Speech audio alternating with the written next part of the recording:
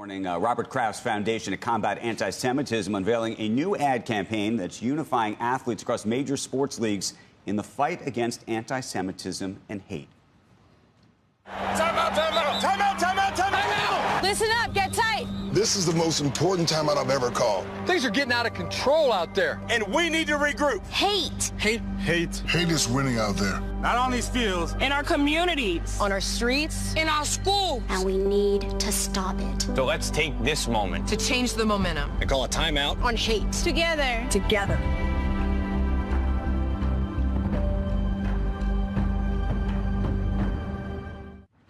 Foundation's also going to be publishing an open letter today signed by all the commissioners calling on other sports leaders, fans, and the public to stand up to hate of all kinds. Joining us right now is New England Patriots owner and Kraft Group CEO Robert Kraft, the man behind this campaign from the very beginning. NBA Commissioner Adam Silver is at the table, and National Women's Soccer League Commissioner Jessica Berman is with us. Robert, how did this all come about? We've talked about the various campaigns that you've pursued before, but this is at a new level, and I'm curious how you got everybody engaged like this.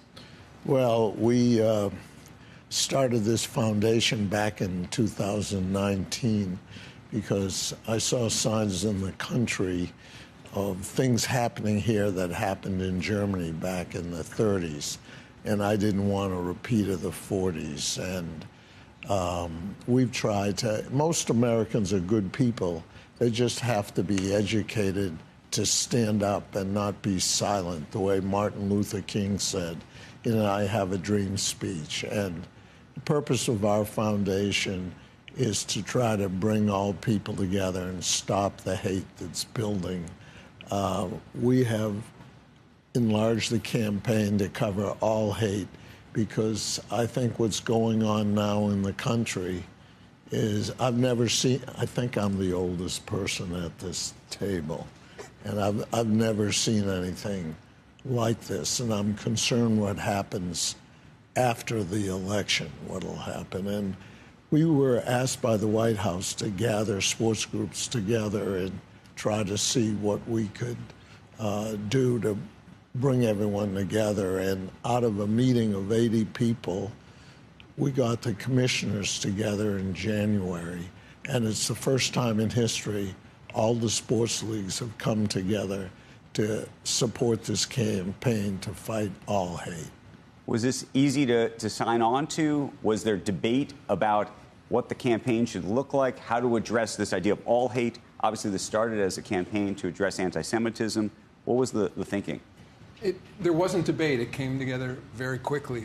Jessica and I are just happen to be the two representatives today of all the leagues, but Robert called, frankly, and we came, and the NFL convened the meeting. I do think it was important to all the leagues that it be broadened that while anti-Semitism, of course, is a plague and difficult issue, we need to address it, that from the leagues we wanted to make sure it included anti-black, anti-LGBTQ, anti-Muslim. We wanted to make sure we covered the spectrum because, as Robert said, that hate is corrosive. And it was interesting to listen to Arthur Brooks and the happiness discussion you had. I think it's directly related.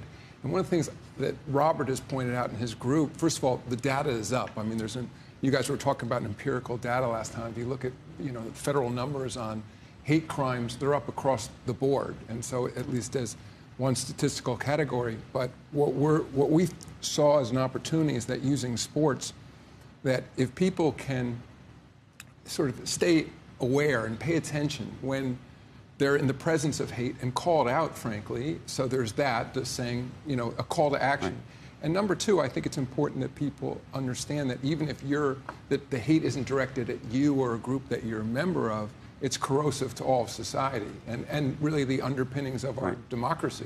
Hey, Jessica, weigh in here on one issue that I'm very curious about, and maybe it's different, but one of the things that's happening in this country, interestingly, is a lot of corporations and businesses that actually were being quite outspoken on social issues, even with messages that I think should be taken on like this, have actually taken a step back, and here you are taking a step forward. Yeah, well, I think we have a responsibility as professional sports league leaders in that we have an outsized impact, and we know throughout history, and it stood the test of time, that sport has the power to change the world. We know that from the great Nelson Mandela, and that applies to all communities and to all people. And we've also seen that hate begets hate, and that people become desensitized to the damage that's being done with their words and with their actions. And we believe that this is a moment where Robert Kraft has called us to the mat and challenged us to really lean in and to change the narrative around how we're responding to the really upsetting things we're seeing around our communities. Robert, you said that you are worried about what happens in the wake of election. What did you mean? Well, we're doing research. We have a great command center where we evaluate over 500,000 data points 500 million every day. And our analysts see things that are very disturbing. And we're predicting that no matter what happens, we have to be on top of it, and ahead of it.